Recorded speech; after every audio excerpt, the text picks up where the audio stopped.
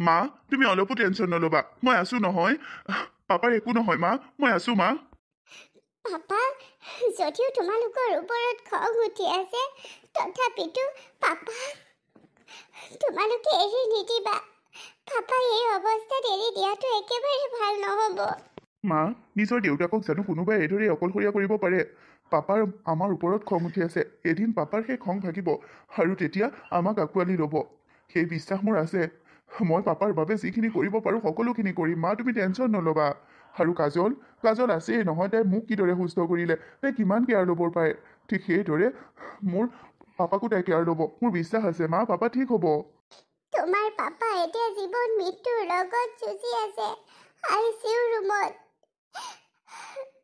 ইমান ডাঙৰ accident dumper আৰু কাৰৰ মুখামুখি সংঘৰ্ষ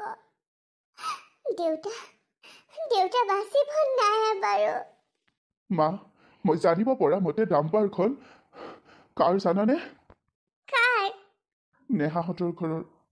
নেহাহঁতৰ ঘৰৰ ডাম্পাৰখনৰ ড্ৰাইভাৰটোৱে আমাৰ পাপাৰ লগত তেনেকুৱা কৰিলে মই কেতিয়াও সাৰি যাব নিদিওঁ তাহাঁতে প্ৰতিশোধ ল'লে জানানে মই কি কৰিম মা মই কি কৰিম মইতো কাজলক ভাল পাওঁ কাজলৰ বাদে মই জানো কাৰোবাক নিজৰ কৰিব পাৰিলোহেঁতেন কেতিয়াও নোৱাৰিলোহেঁতেন সেইবাবে মই পাপাৰ কথা মানি নল'লোঁ মই নেহাক বিয়া নাপাতিলোঁ আৰু আজি মোৰ বাবেই পাপাৰ এই অৱস্থা তোমালোকৰ বাবে বুলি এনেই নকবা সেয়া হ'বলগীয়া আছিল হৈ গ'ল মাথো এতিয়া পাপাৰ ওচৰত তুমি কাজল আৰু মই থাকিবই লাগিব বালে খবৰ দিছোঁ বা পাবহি এতিয়া মা টেনশ্যন নল'বা মই আছোঁ বা আছে কাজল আছে ভিনদেউ আছে আৰু কিয় আৰু কাক লাগে তুমিতো আছাই পাপাৰ লগত আমি পাপা সুস্থ কৰিম আমাৰ পাপা সুস্থ হ'ব কাজল অলপ ভাল পাইছেনে খুৰা আমি আছোঁ আপোনাৰ লগত আপুনি অলপ ভাল পাইছেনে মই অসুস্থ হৈ বিচনাত পৰি থাকোঁতে মোৰ ওচৰত ইমান থাকিলা মোৰ খিয়াল ৰাখিলা এতিয়া অলপ সুস্থ হ'লত মই ঘৰলৈ আহিবলৈ ওলালত তুমি মোৰ ওচৰলৈ এবাৰো যোৱা নাই খুৰা মই আছোঁতো মই আপোনাৰ ওচৰলৈ গ'লে আপুনি বেয়া পাব বা আপোনাৰ খং উঠিব বুলিহে যোৱা নাছিলোঁ মই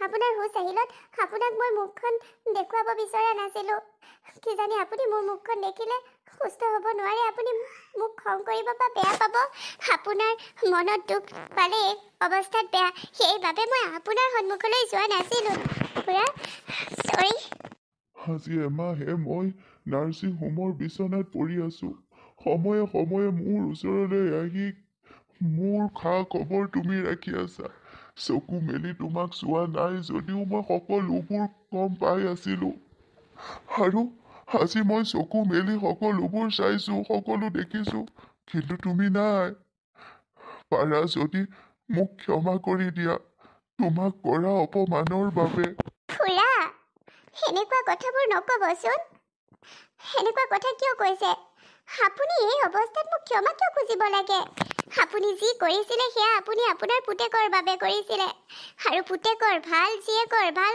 সকলো পিতৃ মাতৃয়ে কৰে সকলো পিতৃ মাতৃয়ে পুতেকৰ ভাল কামনা কৰে জীয়েকৰ ভাল কামনা কৰে আপুনিওতো সেইটোৱেই ভাবিছিল আপুনি মোক কিয় ক্ষমা খুজিব লাগে কওকচোন কাজল মই মোৰ ল'ৰাৰ ভালৰ কথা চিন্তা কৰা নাছিলোঁ মই মোৰ ল'ৰাৰ বেয়াহে চিন্তা কৰিছিলোঁ চোন প্ৰমাণ হৈ গ'ল হ'ব পাপা এতিয়া এইবোৰ বাদ দিয়া তুমি সুস্থ হৈছাহে অলপ আৰু ভালকৈ আগৰ দৰে হ'বলৈ বহুত বাকী সেইখিনি সময়ত তোমাৰ লগত কাজল থাকিব কাজলে যিদৰে মোক সুস্থ কৰিলে ঠিক সেইদৰে তোমাকো সুস্থ কৰিব ন কাজল আপুনি যদি অনুমতি দিয়ে তেতিয়া মই আপোনাৰ ঘৰলৈ যাবলৈ সাজু আছোঁ খুৰা যদি আপুনি নিবিচাৰে আপুনি অনুমতি নিদিয়ে তেতিয়া মই নাযাওঁ আপুনি মোক সেইখন ঘৰৰ ভিতৰত সোমাবলৈ মানা কৰি থৈছে হয় মই সেইখন ঘৰৰ ভিতৰত নোসোমাওঁ আপোনাৰ অনুমতিৰ অবিহনে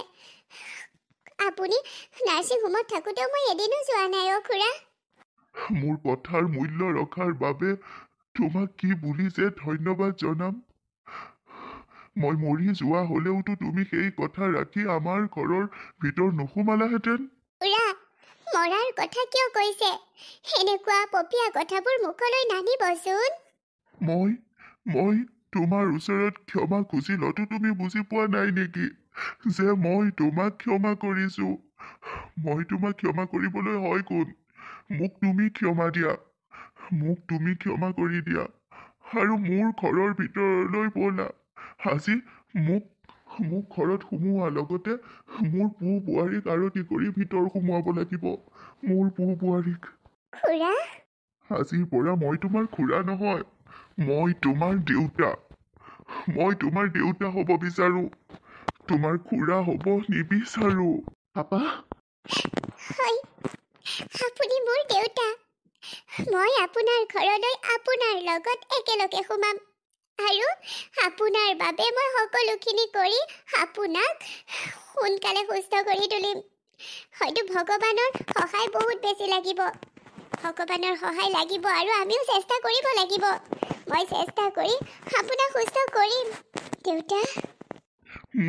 তুমি মোৰ ঘৰৰ বোৱাৰী নহয়, যি লখিমী বোৱাৰীৰ ঠাইত লখিমী যি, মোৰ সৰু যি। Papa, I am so' happy. এতিয়া আৰু সকলোবোৰ ঠিক হৈ গ'ল, নাই কোনো চিন্তা। শুনিছেনে বিয়নী? হয়, এতিয়া আৰু চিন্তাৰ কোনো কথা নাই, সকলোবোৰ ঠিক হৈ গ'ল।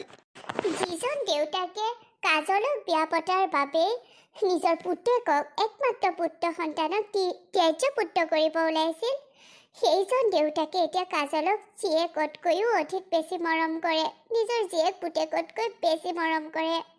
বোৱাৰী বুলি নহয়, যি হিচাপে আঁকোৱালি লৈছে।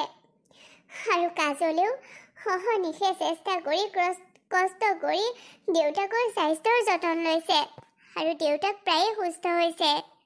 আনফালে কাজল আৰু অনুপমৰ সংসাৰৰ কথাটো ক'বই নালাগে।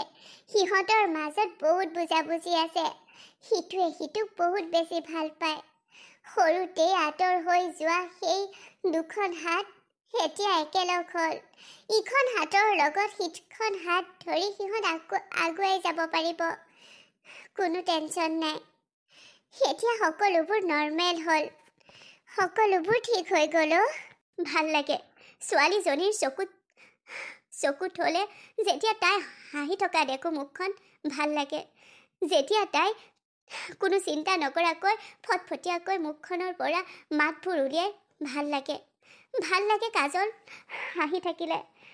কাজল মোৰ বাইদেউৰ ছোৱালী, কাজল মোৰ ভাগিন। শেষত তাই মোৰ জীয়ৰী হ'ল, মই তাইৰ মাহীমাক হ'লোঁ। আৰু মই কাজলৰ বাবেই ভিনদেউৰ লগত বিয়া হ'লোঁ। কিয় জানেনে? ভিনদেউক ঘৰৰ পৰা বহুত জোৰ কৰিছিল বিয়া পাতিবলৈ। যদি ভিনদেউৱে তৃতীয় এজনী বেলেগ মানুহক বিয়া পাতি আনিলেহেঁতেন, তেতিয়া কাজলৰ দায়িত্ব নল'লেহেঁতেন, কাজলক মোৰ দৰে মৰম কৰিব নোৱাৰিলেহেঁতেন। সেয়ে সকলোৱে কোৱা বাবে মই কাজলৰ মুখখন চাই ভিনদেউৰ লগত বিয়াত বহিলোঁ। আৰু বাইদেউ মৃত্যুৰ আগমুহূৰ্তত মোক কৈ গ'ল কাজলক চাবি বুলি।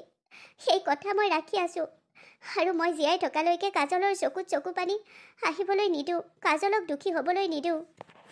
আপোনালোকক কথা দিছোঁ, আপোনালোকে যিদৰে কাজলক মৰমত ৰাখিছিল, আমিও সেইদৰেই ৰাখিম কাজলক মৰমত।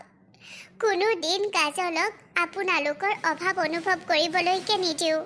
সেইটো সঁচা যে আপোনালোকলৈ তাই সঘনাই মনত পৰিব, কিন্তু আপোনালোকৰ মৰমবোৰো আমি দিয়াৰ চেষ্টা কৰিম।